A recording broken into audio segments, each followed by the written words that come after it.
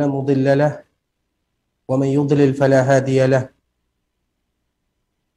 أشهد أن لا إله إلا الله وحده لا شريك له وأشهد أن محمدا عبده ورسوله لا نبي بعد أما بعد. يا أيها الذين آمنوا اتقوا الله حق تقاته ولا تموتن إلا وأنتم مسلمون. يا أيها الناس اتقوا ربكم الذي خلقكم من نفس واحدة وخلق منها زوجها وبث منهما رجالا كثيرا ونساء واتقوا الله الذي تساءلون به والأرحام إن الله كان عليكم رقيبا. يا أيها الذين آمنوا اتقوا الله وقولوا قولا سديدا يصلح لكم أعمالكم ويغفر لكم ذنوبكم ومن يطع الله ورسوله فقد فاز فوزا عظيما. أما بعد فإن أصدق الحديث كتاب الله وخير الهدى هدى محمد صلى الله عليه وسلم وشر الأمور محدثاتها فإن كل محدثة بدعة وكل بدعة ضلالة. إخوة الإسلام, saudara kaum muslimin, para jamaah rahimani wa rahimakumullah. Alhamdulillah, kita senantiasa bersyukur kepada Allah Subhanahu wa taala dengan hati, lisan dan perbuatan kita. Nikmat yang begitu besar yang Allah Subhanahu wa taala hadiahkan kepada kita bersama, kesehatan, kesempatan untuk beribadah dan selalu istiqamah kepada Allah Subhanahu wa taala merupakan nikmat yang paling indah yang senantiasa seorang hamba bersyukur kepada Allah Subhanahu wa taala. Kemudian salawat beriringkan salam semoga tetap tercurahkan buat baginda Rasulullah sallallahu alaihi wasallam. Allahumma salli ala Muhammad wa ala ali Muhammad kama sallaita ala Ibrahim wa ala ali Ibrahim innaka Hamidum Majid. Allahumma barik ala Muhammad wa ala ali Muhammad kama barakta ala Ibrahim wa ala ali Ibrahim innaka Hamidum Majid. Saudara kaum muslimin, para jemaah rahimani wa rahimakumullah, tentunya kita ketika diberikan kesempatan oleh Allah Subhanahu wa taala berziarah ke kota Madinah, setelah kita bersyukur kepada Allah Subhanahu wa taala, ada beberapa hal yang dianjurkan bagi kita untuk melakukannya. Ketika Allah Subhanahu wa taala memberikan kepada kita kesempatan untuk berziarah ke kota Madinah, ada beberapa hal yang dianjurkan bagi kita untuk melakukannya atau berziarah ke tempat tersebut, yang itu merupakan bagian daripada sunnah-sunnah Rasulullah sallallahu alaihi wasallam. Dan tempat berziarah tersebut ada 2 masjid dan 3 perkuburan. Tempat kita dianjurkan untuk berziarah ke kota Madinah atau selama kita berada di kota Rasulullah sallallahu alaihi wasallam, dianjurkan bagi kita untuk berziarah ke 2 masjid dan berziarah ke 3 tempat perkuburan. Adapun yang pertama yaitu Masjid Rasulullah sallallahu alaihi wasallam yang alhamdulillah kita berada di sana. Memiliki keutamaan yang sangat banyak sekali yang disebutkan oleh Rasulullah sallallahu alaihi wasallam. Adapun yang kedua yaitu Masjid Quba. Dianjurkan bagi seorang muslim ketika mereka berziarah ke kota Rasulullah sallallahu alaihi wasallam atau kota Madinah untuk menziarahi Masjid Quba. Bahkan Nabi sallallahu alaihi wasallam menziarahi Masjid Quba rakiban wa masyiyah. Nabi sallallahu alaihi wasallam senantiasa mengunjungi Masjid Quba baik itu dalam keadaan berjalan kaki ataupun Nabi sallallahu alaihi wasallam menggunakan kendaraan kulla sabtin, yaitu setiap Sabtu. Rasulullah sallallahu alaihi wasallam berziarah ke Masjid Quba kulla sabtin, yaitu setiap hari Sabtu. Kulla sabtin di sini disebutkan oleh para ulama bisa jadi artinya adalah setiap hari Sabtu, atau juga disebutkan oleh para ulama 1 kali dalam 1 minggu. Jadi Nabi sallallahu alaihi wasallam tidak pernah absen mengunjungi Masjid Quba, minimal 1 kali dalam 1 minggu Nabi sallallahu alaihi wasallam mengunjunginya. Sehingga disebut dengan Sabtu. Sabtu itu ada 2 makna. Yang pertama, Sabtu dinamakan dengan hari, yaitu hari Sabtu. Dan yang kedua, Sabtu di dalam bahasa Arab itu adalah 1 kali dalam 1 pekan, juga disebut dengan Sabtu. yang insya Allah akan kita paparkan lebih jelas tentang masalah berziarah ke Masjid Quba. Kemudian juga yang dianjurkan bagi kita untuk menziarahinya 3 perkuburan. Yang pertama adalah perkuburan Rasulullah sallallahu alaihi wasallam, nabi kita tercinta sallallahu alaihi wasallam. Setiap mereka yang datang ke kota Rasulullah sallallahu alaihi wasallam, terutama mereka yang berziarah, dianjurkan bagi mereka untuk berziarah ke perkuburan Nabi sallallahu alaihi wasallam. Kita yang datang ke masjid Rasulullah sallallahu alaihi wasallam dianjurkan untuk berziarah ke perkuburan Nabi sallallahu alaihi wasallam, dan kita tahu alhamdulillah terutama di akhir-akhir tahun ini berziarah ke perkuburan Nabi sallallahu alaihi wasallam diberikan kemudahan karena memang tempat untuk berjalan di sana, yaitu pintu yang paling ada di bagian depan, sudah dikhususkan untuk berziarah ke perkuburan Rasulullah sallallahu alaihi wasallam. Tentunya itu merupakan di antara kenikmatan dan kebahagiaan bagi kita bersama ketika kita berziarah ke perkuburan Nabi sallallahu alaihi wasallam.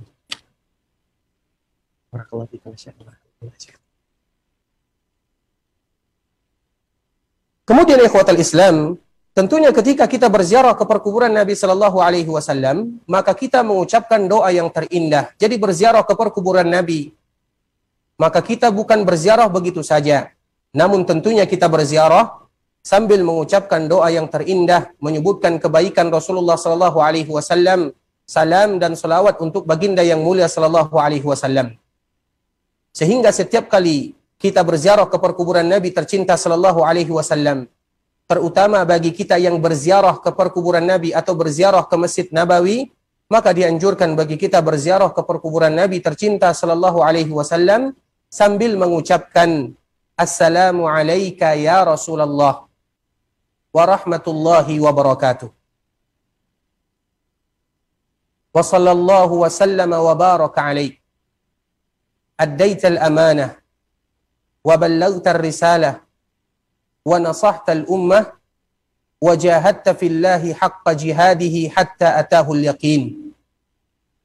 Ini merupakan doa yang dibaca oleh setiap muslim ketika mereka hendak berziarah ke perkuburan Nabi tercinta yang mulia sallallahu alaihi wasallam, yaitu kita mengucapkan salam untuk Nabi sallallahu alaihi wasallam. Kemudian kita berselawat kepada Nabi sallallahu alaihi wasallam. Kemudian kita memuji atau menyebutkan apa yang telah dilakukan oleh Rasulullah sallallahu alaihi wasallam atau perjuangan apa yang telah dilakukan Nabi untuk kita sebagai umatnya. Sehingga di dalam doa ini terkumpul semuanya.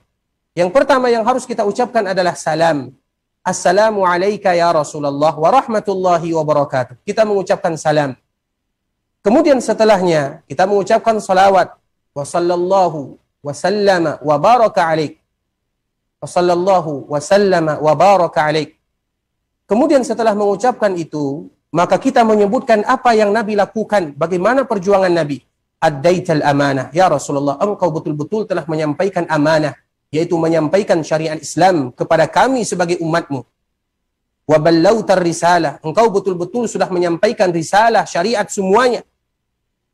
Wa nasahtal ummah. Dan engkau telah memberikan kepada kami nasihat yang betul-betul bisa membuka pintu kebenaran atau membuka pintu kebaikan. Karena tidak satupun pintu kebaikan kecuali Nabi sallallahu alaihi wasallam sudah ajarkan. Sebagaimana tidak satupun pintu kejelekan kecuali Nabi sallallahu alaihi wasallam sudah beritahukan kepada kita agar kita mewaspadainya. Wa nasahtal ummah. Engkau betul-betul sudah memberikan nasihat. Wa jahadta fillahi haqqa jihadihi hatta atahul yaqin. Dan engkau betul-betul berjuang, berjihad di jalan Allah Subhanahu wa taala. Mulai dari Nabi diutus menjadi Nabi dan menjadi Rasul, maka Nabi tidak pernah berhenti berjihad, berjuang menyampaikan risalah Islam sampai Allah Subhanahu wa taala memanggil kekasihnya Rasulullah sallallahu alaihi wasallam. Dan ini merupakan di antara salah satu yang harus kita baca ketika kita berziarah ke perkuburan Nabi tercinta sallallahu alaihi wasallam. Assalamu alayka ya Rasulullah wa rahmatullahi wa barakatuh wa sallallahu wa sallama wa baraka alaik. Addaital amanah wa ballaghta risalah wa nasahta al-ummah wa jahadta fillahi haqqa jihadihi hatta atahul yaqin. Siapa yang sudah hafal doa berziarah ke perkuburan Nabi sallallahu alaihi wasallam? Silakan angkat tangannya. Ada yang sudah hafal? Jadi nanti sebelum kita berziarah ke perkuburan Nabi Sallallahu Alaihi Wasallam, kita berusaha untuk menghafal doa ini, yang mana bisa kita juga melihat di internet. Intinya bagaimana kita membaca doa, baik dengan doa yang tadi telah kita sebutkan atau doa yang lainnya. Namun di dalam doa itu terkumpul 3 hal yang tadi telah kita sebutkan. Salam, salawat, dan menyebutkan kemuliaan perjuangan baginda yang mulia Sallallahu Alaihi Wasallam. Kemudian yang ketiga, yaitu berziarah ke perkuburan Nabi Sallallahu Alaihi Wasallam. Di samping itu juga kita berziarah ke perkuburan sahabatnya atau kedua sahabatnya Abu Bakar dan Umar radhiyallahu taala anhuma. Ketika kita sudah berziarah ke perkuburan Nabi Sallallahu Alaihi Wasallam, kemudian kita melangkah satu langkah, maka di sana ada perkuburan Abu Bakar karena mereka dikuburkan dalam satu ruangan, yaitu di rumah ibunda kita Aisyah radhiyallahu taala anha. Dan ini merupakan kemuliaan untuk kedua sahabat Nabi Sallallahu Alaihi Wasallam, di mana Allah mengumpulkan mereka di perkuburan, sebagaimana juga Allah kumpulkan mereka di dunia sebelum Allah mengumpulkan mereka semua di dalam surga. Itu adalah kemuliaan untuk Abu Bakar As-Siddiq dan Umar bin Khattab radhiyallahu taala anhuma. Sehingga ketika kita berziarah ke perkuburan Nabi, secara otomatis kita pun berziarah ke perkuburan Abu Bakar dan Umar sambil mengucapkan salam untuk Abu Bakar dan Umar radhiyallahu taala anhuma, sambil mengatakan assalamu alayka ya Abu Bakar, keselamatanlah untukmu wahai Abu Bakar. Kemudian kalau seandainya kita melanjutkan, kita menyebutkan perjuangannya juga tidak menjadi masalah. Namun kalau seandainya kita mencukupkan yang demikian saja, maka sudah cukup. Kemudian melangkah lagi satu langkah, karena di sana juga ada Umar bin Khattab radhiyallahu taala anhu, sambil mengucapkan assalamu alayka ya Umar, sebagaimana yang dilakukan oleh anaknya Abdullah bin Umar radhiyallahu taala anhuma, assalamu alayka ya abati. Abdullah bin Umar ketika dia senantiasa berziarah ke perkuburan Nabi, dia pun berziarah ke perkuburan Abu Bakar dan berziarah ke perkuburan Umar. Ketika sampai di perkuburan ayahnya, karena Abdullah adalah anaknya Umar bin Khattab, dia menyebutkan assalamu alayka ya abati. Semoga senantiasa keselamatan untukmu wahai ayahku. Kemudian ikhwatal Islam, yang keempat yang dianjurkan bagi kita untuk berziarah adalah perkuburan Baqi'. Ketika kita keluar dari berziarah di perkuburan Nabi yang tercinta Sallallahu Alaihi Wasallam, maka kita langsung keluar. Di sana langsung ada perkuburan Baqi' yang dianjurkan bagi kita untuk menziarahinya.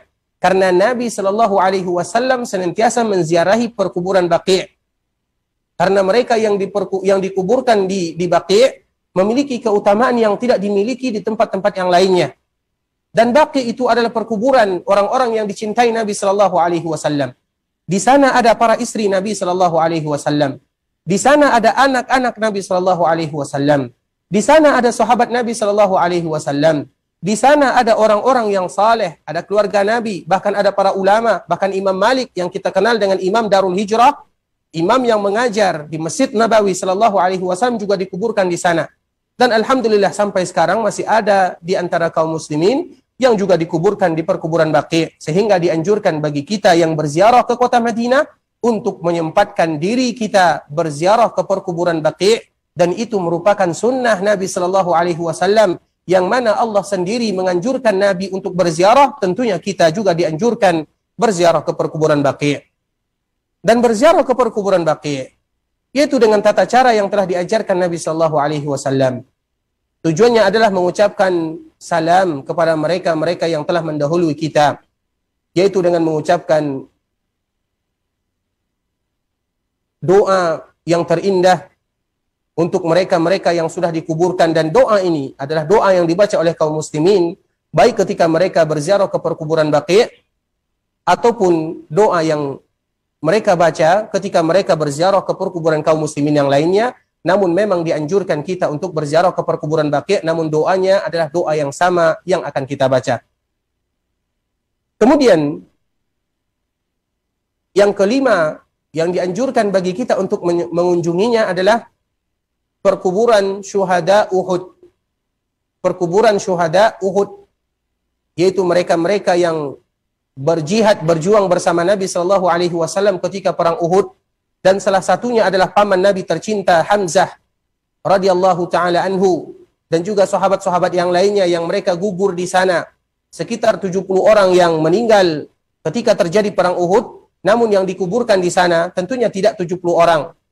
Ada sahabat-sahabat Nabi yang Nabi SAW sangat mencintai mereka. Di antara salah satunya adalah pamannya Hamzah. Nah, bagi mereka yang berziarah ke perkuburan atau berziarah ke Masjid Nabawi atau ke kota Madinah, dianjurkan bagi mereka untuk berziarah ke syuhada Uhud. Nah, 5 tempat inilah kita dianjurkan untuk berziarah. Kalau seandainya kita sudah menziarahi ke-5 tempat ini, berarti kita sudah mengambil keuntungan yang sangat banyak. Karena ini sunnah Nabi SAW. Sedangkan yang lainnya, kalau seandainya kita ziarahi, alhamdulillah. Namun kalau seandainya tidak, maka juga tidak menjadi masalah. Namun yang 5 ini, jangan kita luput darinya.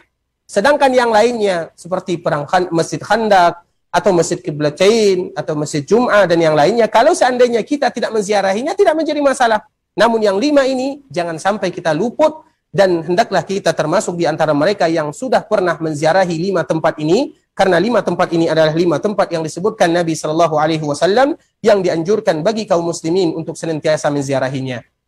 Kemudian ikhwatal Islam, sekarang kita akan kembalikan lagi kepada pembahasan kita, yaitu tentang masalah Masjid Quba. Karena pembahasan kita pada kesempatan yang berbahagia ini berkaitan ada hubungannya dengan Masjid Quba dan apa yang terjadi di sana, dan apa pula istimbat yang akan kita ambil dari pembahasan yang akan kita sampaikan, dan semoga Allah Subhanahu wa taala memberikan kemudahan. Kita mengetahui di antara salah satu yang dianjurkan kita berziarah atau berkunjung adalah Masjid Quba. Masjid Quba itu disebutkan oleh Allah Subhanahu wa taala di dalam Al-Qur'an di dalam surah At-Taubah.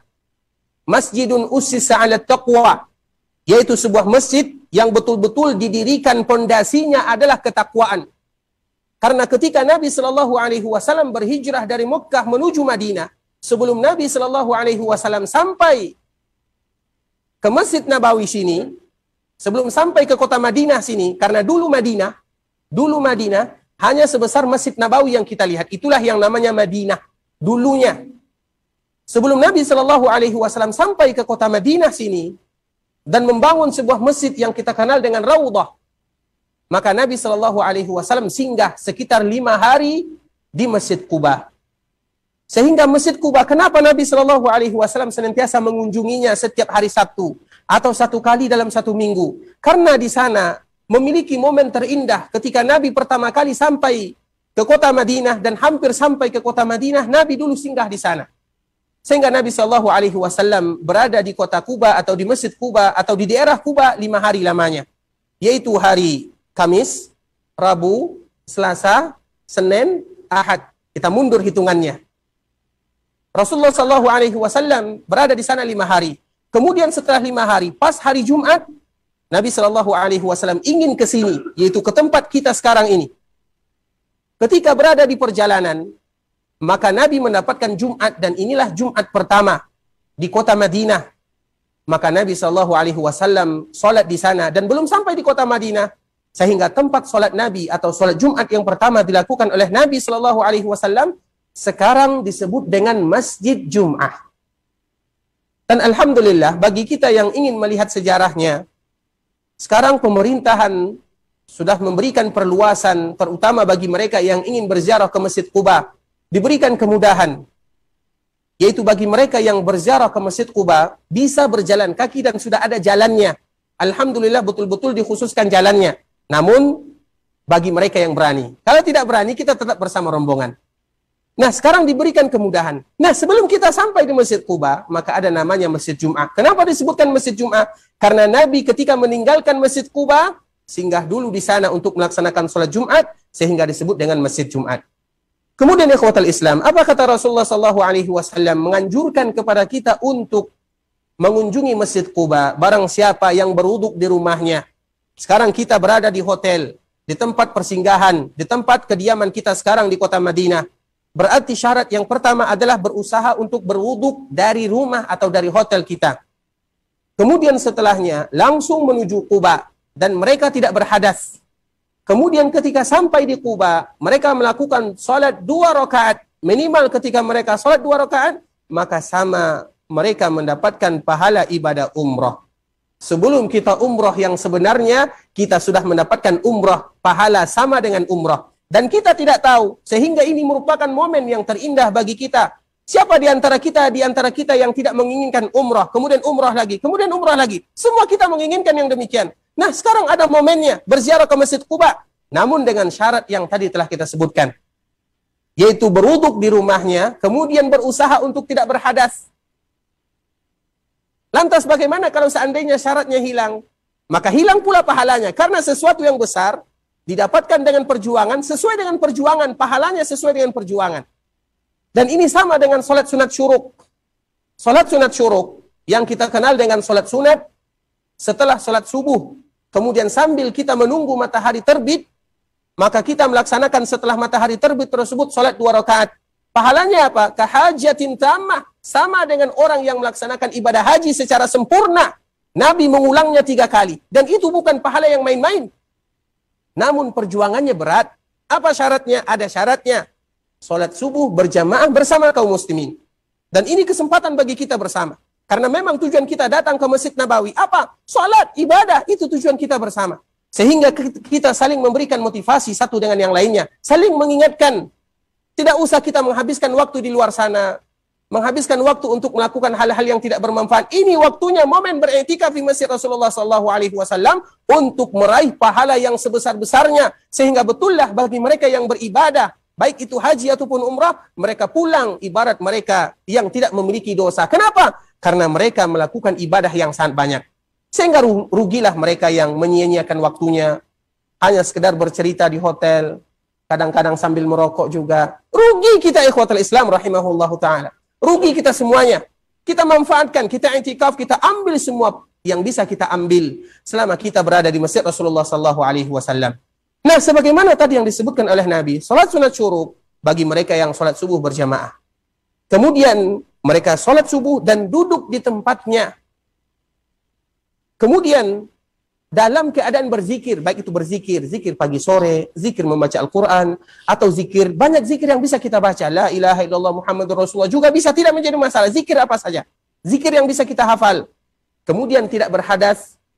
Kemudian menunggu sampai matahari terbit, kemudian ditunggu lagi sekitar 7 menit atau sampai 10 menit.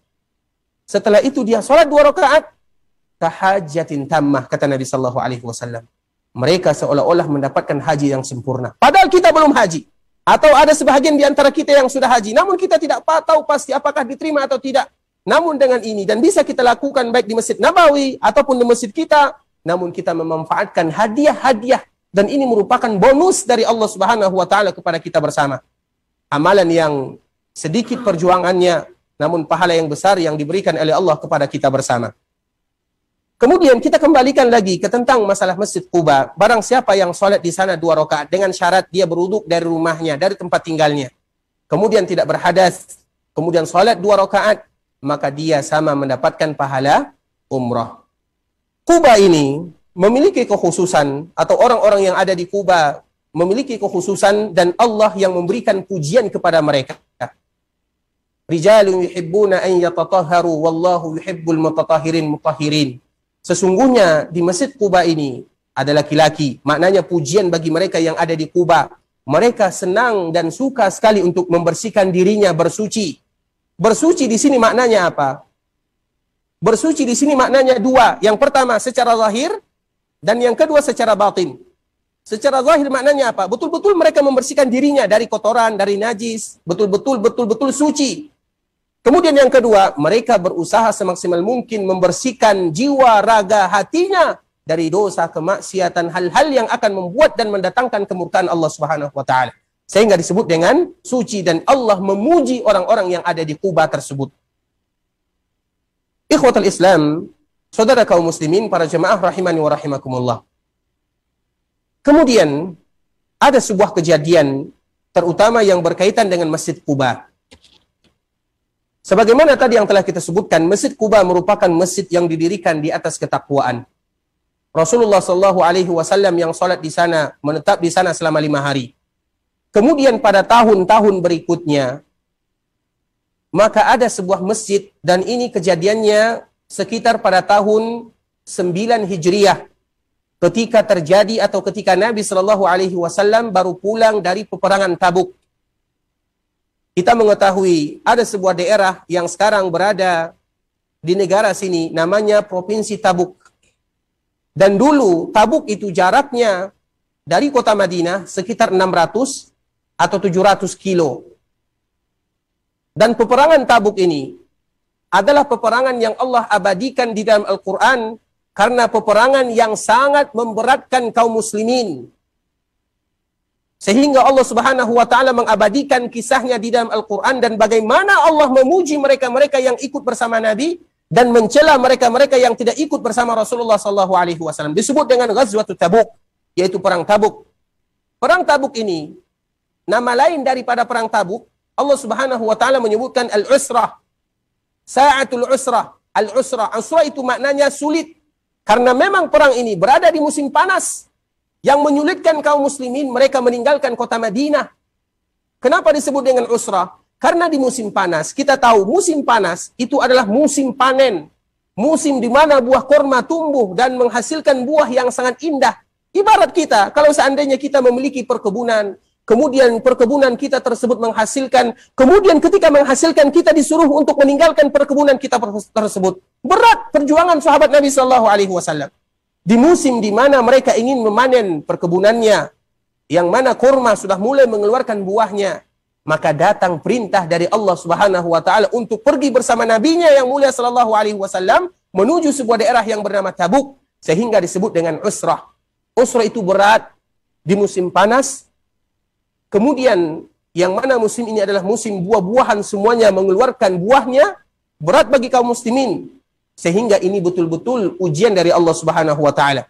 Dan perang ini juga disebut dengan al-fadhihah. Fadhihah disebut dengan fadhihah. Fadhihah itu artinya adalah yaitu membongkar.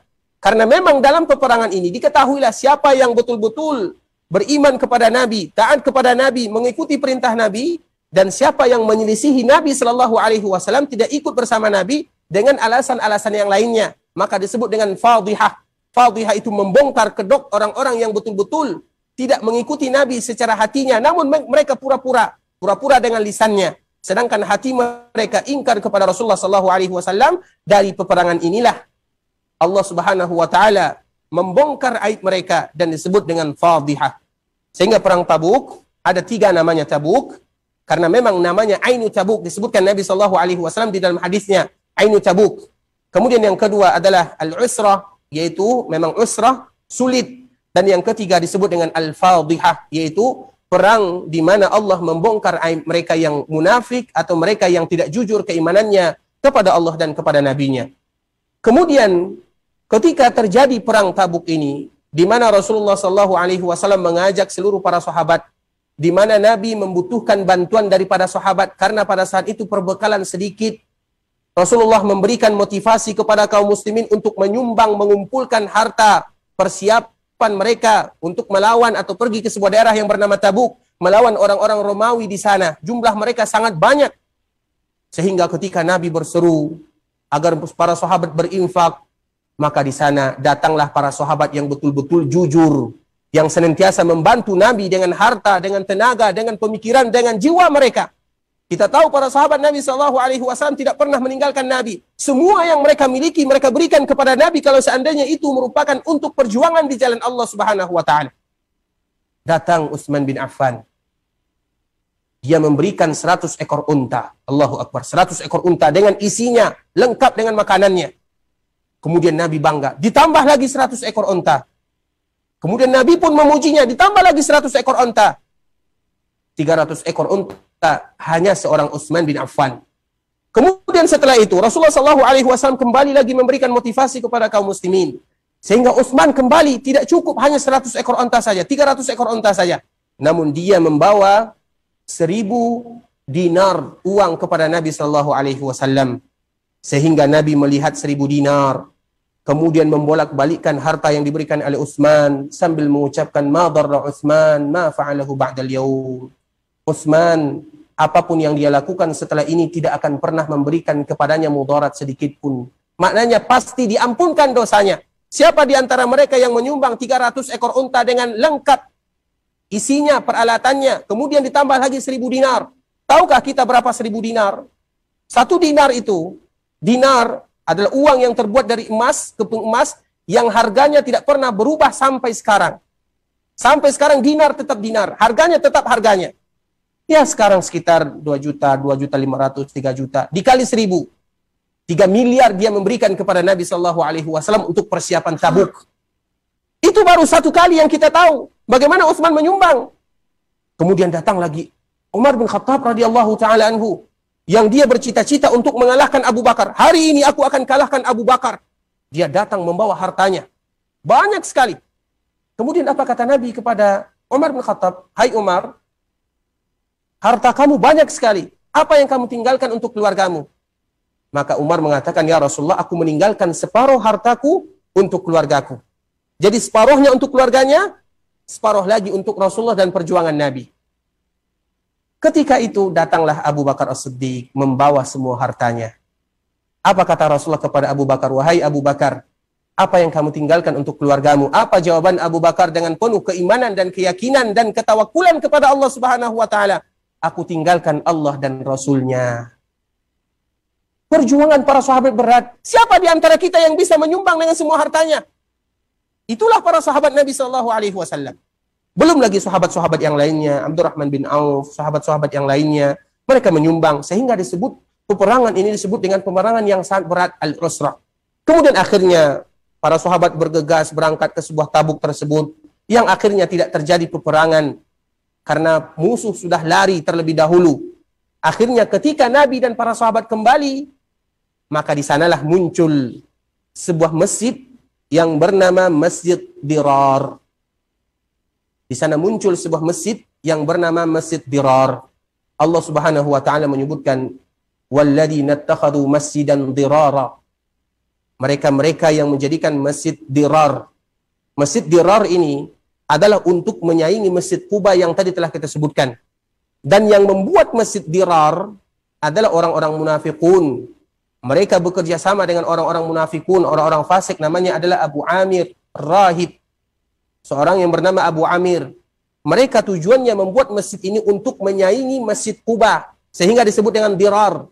Dirar itu artinya adalah masjid menyaingi masjid yang dibangun di atas ketakwaan, yaitu Masjid Quba. Kemudian mereka membuat masjid tandingan, kalau bahasa kitanya masjid tandingan. Dan tujuan mereka membuat masjid tandingan tersebut, yaitu untuk memecah kaum muslimin. Untuk memecah belah kaum muslimin. Dan untuk menjadi pengintai bagi kaum muslimin dari musuh-musuh Allah Subhanahu wa taala. Sehingga Allah menyebut Masjid Dirar. Nah, ketika Masjid Dirar ini sudah dibangun, sudah ada, coba kita perhatikan, ini masjid. Namun masjidnya adalah Dirar, dijadikan untuk menyaingi Masjid Quba. Walladzina ittakhadhu masjidan dirara wa kufran wa tafriqam, yaitu tafriq. Kemudian wa irsad, yaitu mengintai kaum muslimin. Apa kata Allah Subhanahu wa taala? La taqum fihi abada. Maka kalian wahai kaum muslimin yang beriman kepada Allah dan beriman kepada nabinya, dan ini sesuai dengan pembahasan yang akan kita bahas pada kesempatan yang berbahagia ini, Allah Subhanahu wa taala menyebutkan la taqum fihi abada, jangan kalian kaum muslimin sesekali melaksanakan ibadah salat di Masjid Dirar tersebut. Karena tujuannya adalah untuk memecah kaum muslimin. Maknanya apa? Kaum muslimin tidak boleh melakukan ibadah di tempat-tempat yang mana ibadah tersebut atau di tempat yang mana tempat tersebut dijadikan untuk kemaksiatan untuk Allah Subhanahu wa taala. Dan ini kaedah dan ini pelajaran yang akan kita bahas. Seorang muslim tidak boleh beribadah kepada Allah Subhanahu wa taala di tempat yang mana tempat tersebut adalah tempat maksiat. Tidak boleh beribadah yang mana tempat tersebut adalah tempat dijadikan sesembahan kepada selain Allah.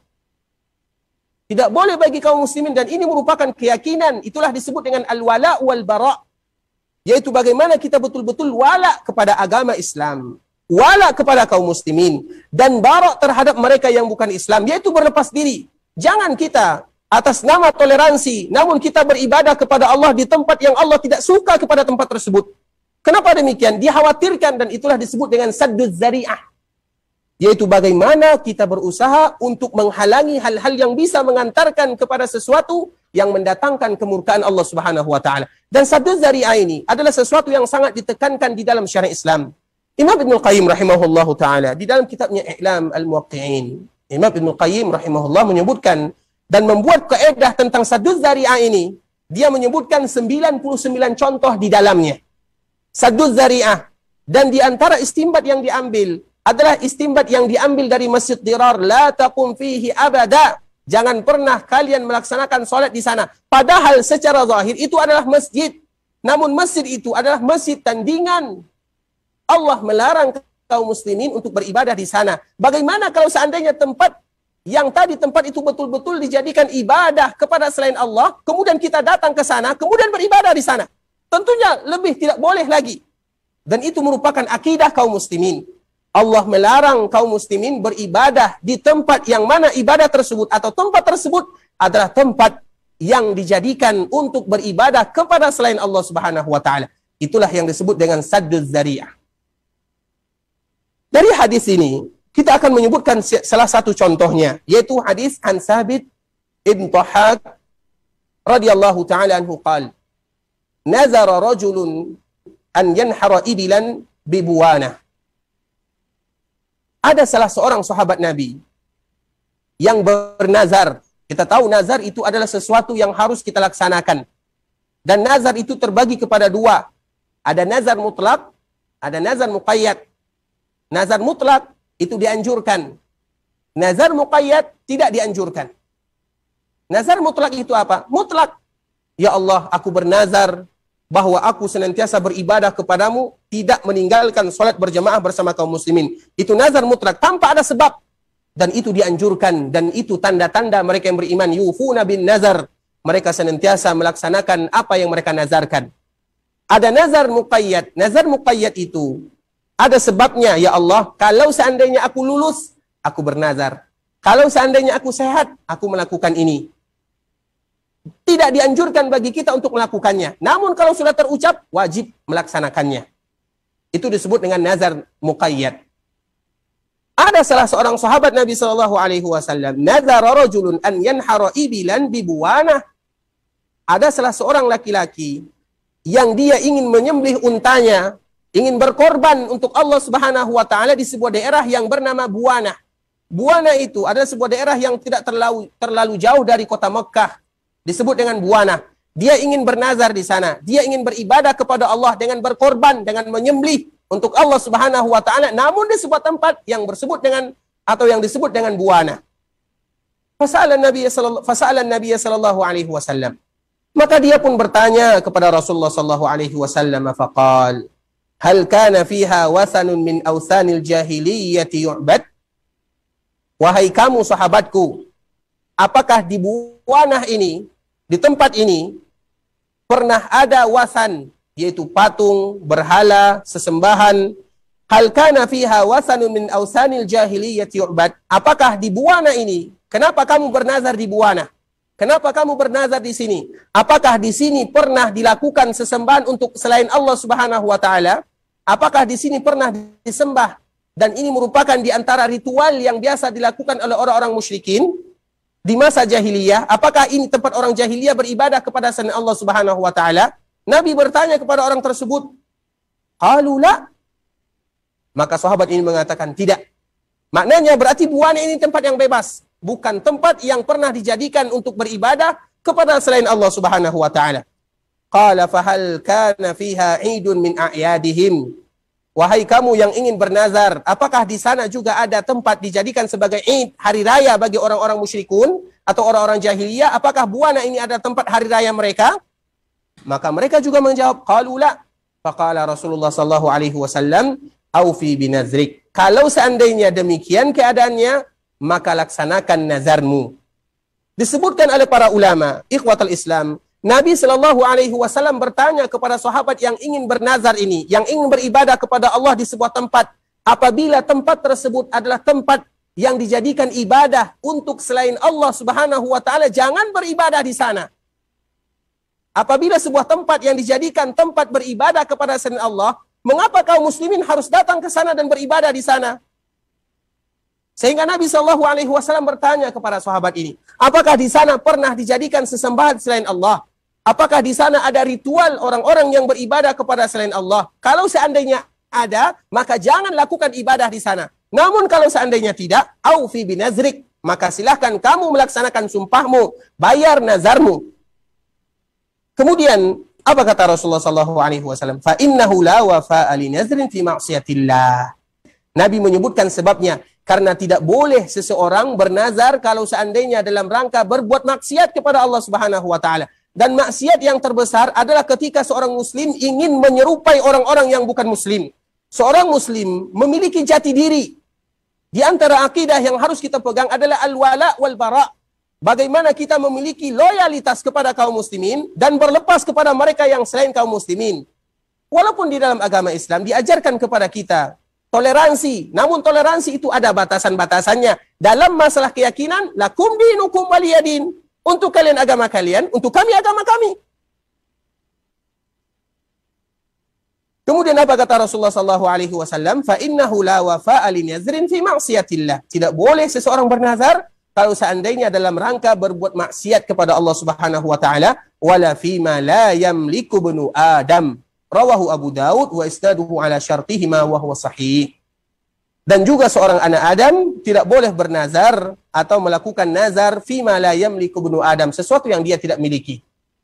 Nah, dari sini dapat kita ambil pelajaran dari hadis atau dari ayat yang tadi telah kita bacakan, sadduz zari'ah, kaidah sadduz zari'ah, yaitu bagaimana seorang muslim atau bagaimana di dalam syariat Islam apabila ada sesuatu yang mengantarkan seorang muslim, baik itu mereka ingin menyerupai ibadah yang bukan kaum muslimin, atau beribadah di tempat yang mana tempat itu dijadikan tempat ibadah oleh orang-orang yang bukan Islam, maka tidak boleh, dan itu disebut dengan maksiat oleh Rasulullah SAW, dikhawatirkan. Kenapa Nabi menyebutkan maksiat? Karena dikhawatirkan seolah-olah seorang muslim mereka tidak memiliki jati diri. Seolah-olah mereka toleransi namun kebablasan. Toleransi yang berlebih-lebihan yang tidak diajarkan di dalam syariat. Dan toleransi yang paling bagus adalah toleransi yang diajarkan oleh Allah Subhanahu wa taala. Allah Subhanahu wa taala sudah menyebutkan, dan bagi siapa di antara kita yang menginginkan mengetahui bagaimana Islam, silakan nanti mereka membaca surah Al-Mumtahanah. Silakan nanti mereka membaca surah Al-Mumtahanah. Dan ini ikhwatul Islam, kita contohkan. Nabi SAW menyebutkan demikian. Masih banyak contoh-contoh yang lain yang disebutkan oleh Rasulullah SAW dalam kaidah sadduz zari'ah. Kita contohkan. Seorang muslim dilarang bagi mereka untuk melaksanakan sholat ketika matahari terbit atau ketika matahari terbenam. Karena ada waktu-waktu yang kita tidak dianjurkan, bahkan dilarang untuk melakukan sholat di sana. Secara umum, waktu-waktu yang kita dilarang sholat di sana, yang pertama adalah setelah sholat subuh. Setelah sholat subuh, sampai terbit matahari, maka kita tidak boleh melakukan sholat sunat mutlak di sana. Misalnya kita sholat subuh di Masjid Nabawi. Kemudian kita duduk. Kemudian sambil kita duduk, mungkin kita bosan duduknya, maka kita sholat 2 rakaat, sholat sunat mutlak. Maka waktu ini adalah waktu yang dilarang. Siapa yang melarangnya? Nabi SAW. Kemudian, yang pertama adalah dari subuh sampai terbit matahari. Kemudian yang kedua adalah ketika matahari terbit itu sendiri. Kemudian yang ketiga, yaitu waktu zawal. Itu pas matahari berada di atas kepala. Yang keempat adalah setelah sholat asar. Misalnya setelah asar, kita mungkin tidak kembali ke tempat kita. Kemudian kita ingin sholat sunat mutlak, maka tidak boleh sholat sunat mutlak di sana pada waktu ini. Kita sebut sholat sunat mutlak, bukan sholat sunat muqayyad. Karena ada sholat sunat mutlak, ada sholat sunat muqayyad. Sholat sunat mutlak itu adalah sholat sunat yang tidak ada namanya. Disebut dengan mutlak. Sedangkan muqayyad, yaitu sholat sunat yang ada namanya. Seperti misalnya, setelah asar kita keluar, kemudian setelah itu kita masuk lagi ke Masjid Nabawi, kemudian kita sholat. Ada namanya, yaitu sholat tahiyatul masjid. Itu disebut dengan sholat sunat mutlak. Sholat sunat muqayyad. Namun sholat sunat mutlak, maka tidak boleh setelah asar sampai terbenam matahari. Yang keempat. Dan yang kelima, yaitu ketika matahari terbenam. 5 waktu ini adalah 5 waktu yang kita dilarang sholat di sana. Dan yang paling ditekankan dari 5 waktu ini, yang paling kita dilarang di sana 2. Yang pertama ketika matahari terbit, dan yang kedua ketika matahari terbenam. Betul-betul kita tidak boleh dan dianjurkan bagi kita untuk tidak sholat di waktu ini. Baik itu sholat sunat mutlak ataupun sholat sunat muqayyad. Kenapa? Itu namanya sadduz zari'ah. Kenapa Nabi SAW melarang kita waktu ini, di waktu ini melaksanakan ibadah sholat? Karena waktu ini merupakan waktu di mana orang-orang kufar, atau di waktu orang-orang yang tidak beriman kepada Allah, mereka beribadah kepada Tuhannya, kepada matahari, kepada Tuhan-Tuhan yang lainnya. Ini merupakan waktu mereka. Sehingga kita dilarang sebagai umat Nabi Shallallahu Alaihi Wasallam melakukan ibadah salat di waktu ini supaya tidak menyerupai. Padahal tidak ada seorang Muslim yang berniat untuk menyerupai orang-orang kufar. Pasti tidak ada. Namun Nabi melarangnya. Kenapa? Sadduz zari'ah. Itulah disebut untuk menghalangi sesuatu terjadinya hal-hal yang bisa menyerupai orang-orang yang bukan Muslim.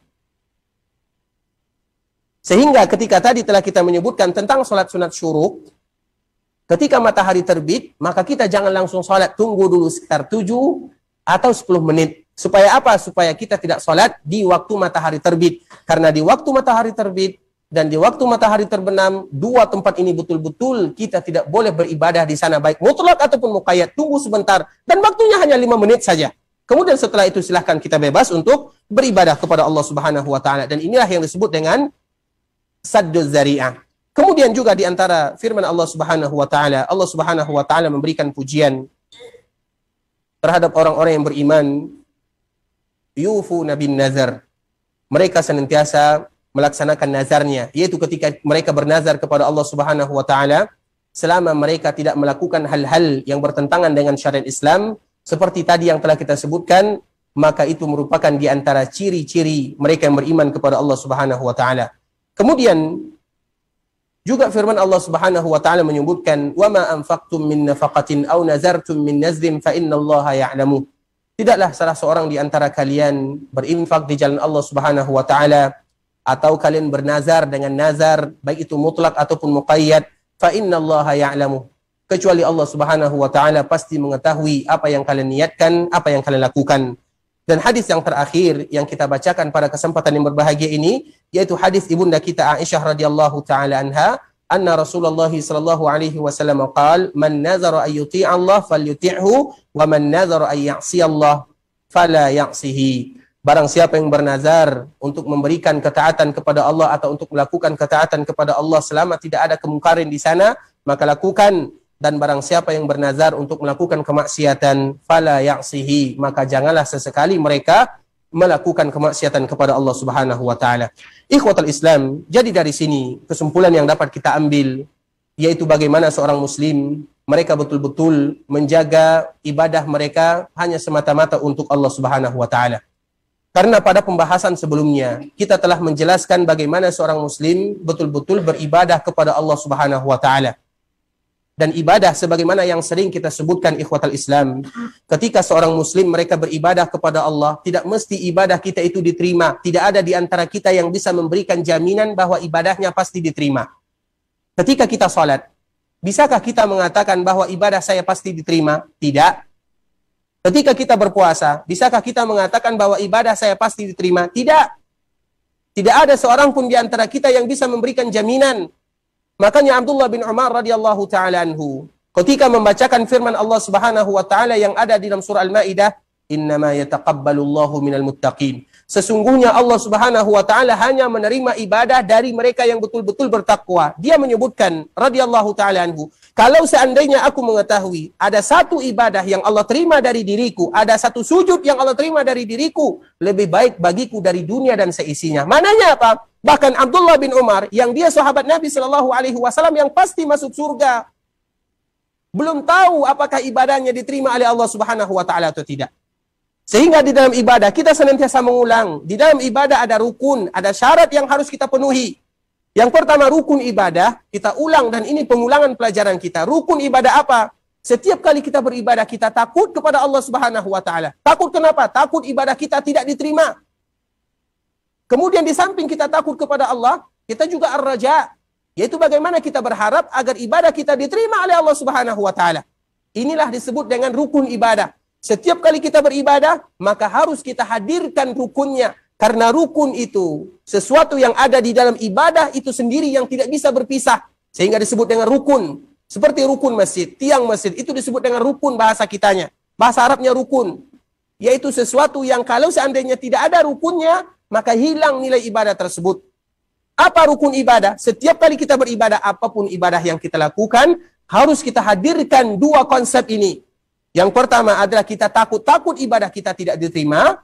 Dan yang kedua, yaitu kita berharap agar ibadah kita diterima oleh Allah Subhanahu wa taala. Dan sering kita menyebutkan dalilnya.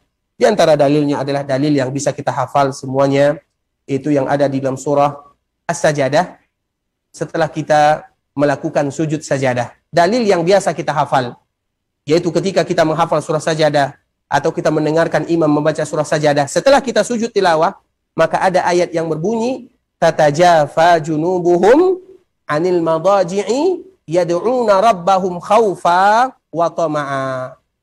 Khaufa wa tama'a. Mereka yang beribadah kepada Allah Subhanahu wa taala memiliki dua syarat.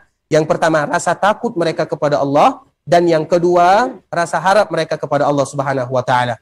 Kemudian yang kedua, ada yang namanya syarat ibadah. Syarat ibadah itu apa? Yang pertama adalah bagaimana kita ikhlas kepada Allah Subhanahu wa taala, dan yang kedua yang juga tidak kalah penting adalah bagaimana kita mengikuti Nabi sallallahu alaihi wasallam. Jadi beribadah tidak asal beribadah. Kita beribadah kepada Allah Subhanahu wa taala, tujuan kita beribadah kepada Allah, namun Nabi tidak suka ibadah tersebut. Nabi sallallahu alaihi wasallam tidak rela kita melakukan ibadah tersebut, dan di antara salah satu ibadah yang Nabi tidak suka kepada kita adalah beribadah di tempat yang mana tempat tersebut dijadikan sebagai hari raya oleh mereka-mereka yang bukan muslim, atau di mana tempat tersebut merupakan ibadah yang dijadikan ritual rutinitas oleh mereka-mereka yang bukan muslim. Sehingga kita hati-hati ikhwatul Islam, terutama di dalam masalah keyakinan, di dalam masalah akidah. Alhamdulillah, ketika kita ingin berziarah, banyak yang bisa kita ziarahi. Banyak yang bisa kita ziarahi. Masjid Nabawi, masjid yang ada di Mekah, Masjid Quba, banyak hal-hal yang bisa kita ziarahi. Kenapa kita harus berziarah ke tempat-tempat yang di sana dijadikan ibadah untuk selain Allah Subhanahu wa taala? Kenapa kita tidak berusaha menahan diri kita berziarah ke tempat yang diridai oleh Allah Subhanahu wa taala? Makanya di sini dalam perang Tabuk yang tadi juga telah kita jelaskan, ketika para sahabat Nabi sallallahu alaihi wasallam pulang dari Tabuk, ingin pulang ke kota Madinah, maka mereka melewati sebuah daerah yang disebut dengan Madain. Madain ini, Madain Saleh, yang disebut dengan Madain Saleh. Tempat ini adalah tempat dulu di mana Nabi Saleh berdakwah kepada kaumnya. Dan kita tahu, kaum Nabi Saleh, mereka tidak mau menerima dakwah Nabi Saleh. Sehingga mereka meminta kepada Nabi tersebut, wahai Nabi, wahai kamu yang mengaku dirimu sebagai seorang Nabi, tunjukkan kepada kami tanda-tanda kalau kamu itu adalah seorang Nabi. Mereka meminta kepada Nabi tersebut untuk memunculkan tanda-tanda bukti kalau dia seorang Nabi. Apa kata Nabi tersebut? Alaihi salam, bahwa dari batu ini akan muncul sebuah unta. Dan jangan pernah kalian memegang unta tersebut. Kemudian akhirnya, kaumnya mereka juga tidak percaya. Setelah unta ini keluar, dilahirkan dari batu. Dan ini merupakan sebuah mukjizat. Ketika unta ini dikeluarkan oleh Allah Subhanahu wa taala dari batu, dan mereka semua menyaksikannya. Dan Nabi berpesan kepada mereka, Nabi Saleh berpesan kepada mereka, jangan pernah mengganggu unta ini, jangan diganggu, biarkan dia hidup. Namun mereka tidak mau. Akhirnya mereka menyembelih unta tersebut. Apa kata Nabi Saleh? Kalau seandainya kalian melakukan yang demikian, maka tunggulah azab Allah dalam waktu 3 hari. Hari pertama muka mereka sudah kuning. Hari kedua muka mereka sudah merah. Hari ketiga turun azab Allah Subhanahu wa taala. Jadi daerah sini merupakan daerah yang diazab, yang mana pernah ada kaum di sana diazab oleh Allah Subhanahu wa taala. Sehingga ketika Rasulullah sallallahu alaihi wasallam pulang dari Tabuk, kemudian para sahabat melewati tempat sini atau tempat yang pernah di sana dijadikan azab sebuah kaum oleh Allah Subhanahu wa taala. Apa kata Nabi sallallahu alaihi wasallam? Kalau kalian melewati tempat ini, maka cepat-cepatlah kalian berjalan. Cepat-cepat kalian berjalan. Jangan dijadikan tempat untuk tamasya. Kenapa? Karena Nabi yang melarangnya. Atau kalau seandainya tidak. Kalau kalian ingin melewati tempat ini, maka lewatilah tempat ini dalam keadaan menangis. Maknanya apa? Supaya kita tidak diturunkan oleh Allah azab sebagaimana Allah menurunkan kepada mereka azab. Maknanya apa? Ketika ada tempat yang di sana pernah dijadikan maksiat, ketika di sana ada tempat yang mana ada kaum yang diazab oleh Allah Subhanahu wa taala, Nabi melarang para sahabatnya untuk singgah di sana kecuali ada keperluan, dan kemudian cepat mereka untuk meninggalkannya. Atau mereka lari, atau mereka melewati tempat tersebut dalam keadaan menangis. Supaya apa? Supaya mereka tidak mendapatkan azab sebagaimana orang-orang terdahulu diazab oleh Allah Subhanahu wa taala. Apa tujuannya? Itulah disebut dengan sadduz zari'ah. yaitu menghalangi sesuatu yang bisa memicu atau menghalangi sesuatu yang bisa mengantarkan seseorang kepada menyerupai, menyamai orang-orang yang diazab oleh Allah, atau mereka yang tidak diridai oleh Allah Subhanahu wa taala, atau mereka melakukan ibadah kepada selain Allah Subhanahu wa taala. Oleh karenanya ikhwatul Islam, ini merupakan keyakinan yang disebutkan oleh Allah Subhanahu wa taala melalui firman-Nya dari kisah-kisah yang tadi telah kita sebutkan. Begitu juga disebutkan oleh Rasulullah sallallahu alaihi wasallam di dalam hadis yang diriwayatkan oleh Imam Abu Daud, yang mana derajat hadis ini merupakan hadis yang sahih. Ikhwatul Islam, saudara kaum muslimin, para jemaah rahimani wa rahimakumullah. Mungkin pembahasan kita tentang membaca ayat-ayat Allah Subhanahu wa taala dan juga hadis-hadis Rasulullah sallallahu alaihi wasallam kita cukupkan dulu sampai di sini. Dan insyaallah kita akan sambung pada kesempatan yang berikutnya besok insyaallah taala. Dan kita senantiasa memberikan motivasi kepada kami pribadi, kepada kita juga semua. Ketahuilah, ketika kita berada di Masjid Rasulullah sallallahu alaihi wasallam, kemudian kita memanfaatkan momen-momen yang indah tersebut untuk menggali ilmu agama, baik dengan membaca Al-Quran, mengajarkan Al-Quran, mendengarkan Al-Quran, mendengarkan ceramah, belajar tahsin, yang mana semuanya diberikan fasilitas di Masjid Rasulullah sallallahu alaihi wasallam, seolah-olah kita sudah mengambil warisan Rasulullah sallallahu alaihi wasallam.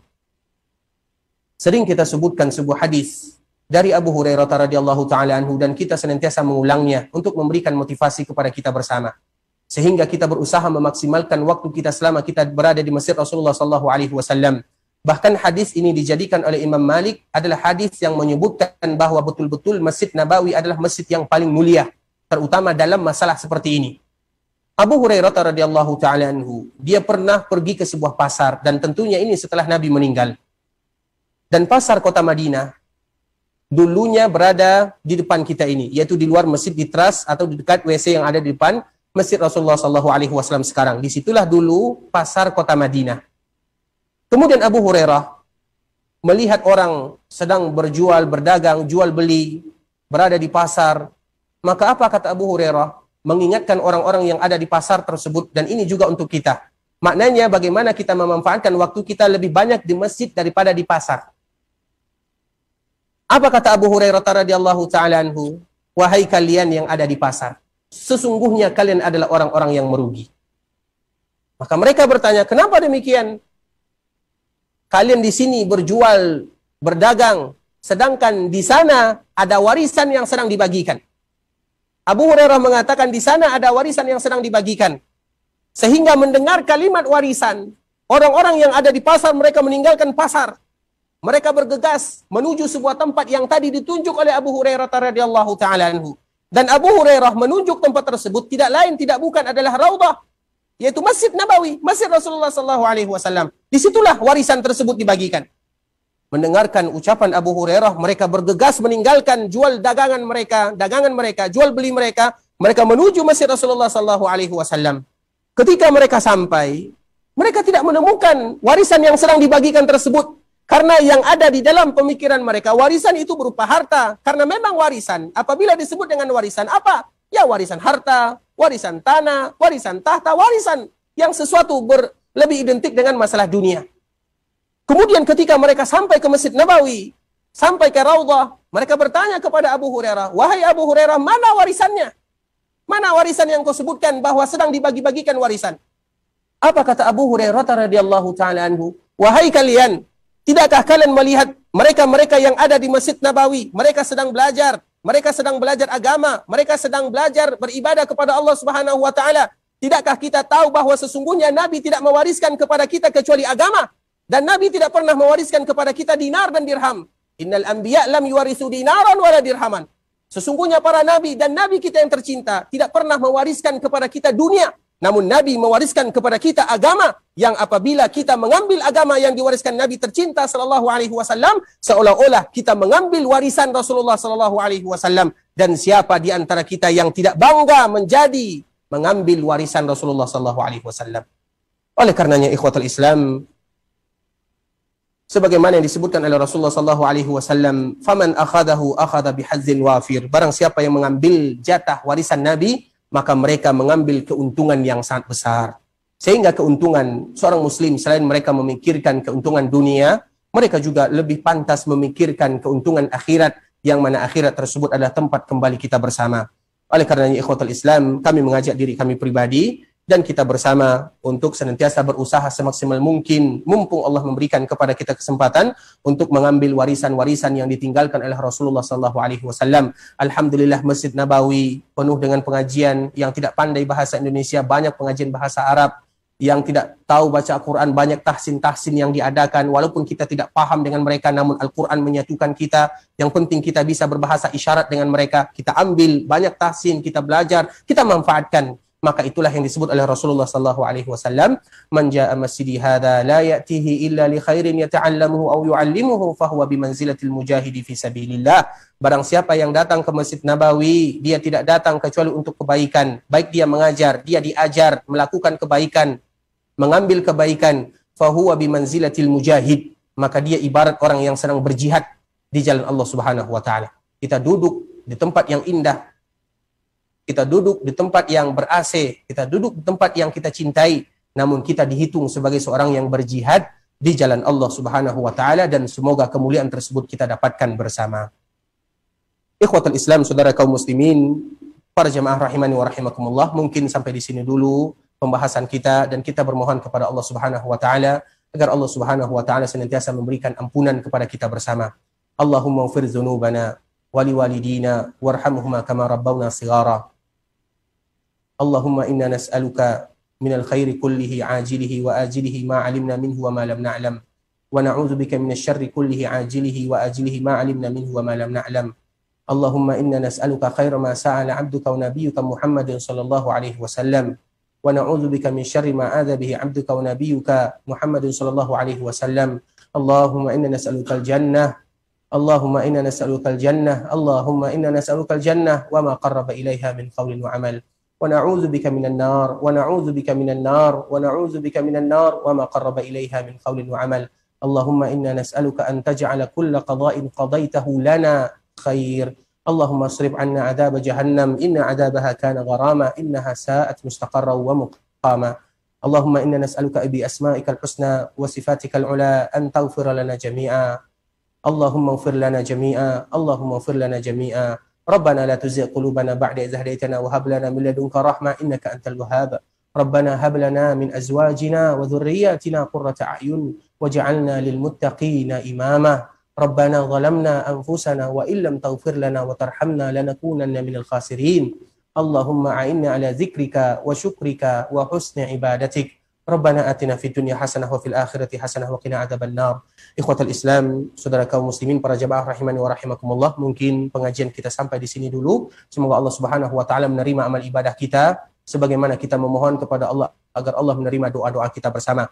Dan kami senantiasa mengingatkan kami pribadi dan kita bersama untuk senantiasa menjaga protokol kesehatan, jaga jarak, pakai masker, kemudian intinya mengikuti protokol kesehatan yang telah ditentukan oleh pemerintahan Arab Saudi, yaitu al-ijra'at al-ihtiraziyah wa tadabir al-wiqaiyah, yaitu bahasa kitanya protokol kesehatan yang harus senantiasa kita berusaha untuk melaksanakannya. Semoga Allah Subhanahu wa taala mengangkat wabah ini dari kita bersama. Ikhwatul Islam, yang benar dari Allah Subhanahu wa taala, yang benar dari Allah, yang salah dari kami karena kebodohan kami, karena kejahilan kami, karena kurangnya ilmu kami. Kalau seandainya ada kata-kata yang salah dan silap, kami mohon maaf. Kita tutup dengan membaca doa kafaratul majlis. Subhanakallahumma bihamdika asyhadu an la ilaha illa anta astaghfiruka wa atubu ilaik. Wa sallallahu wa sallim ala nabiyyina wa habibina Muhammadin wa ala alihi wa sahbihi wa sallam tasliman katsira. Assalamualaikum warahmatullahi wabarakatuh.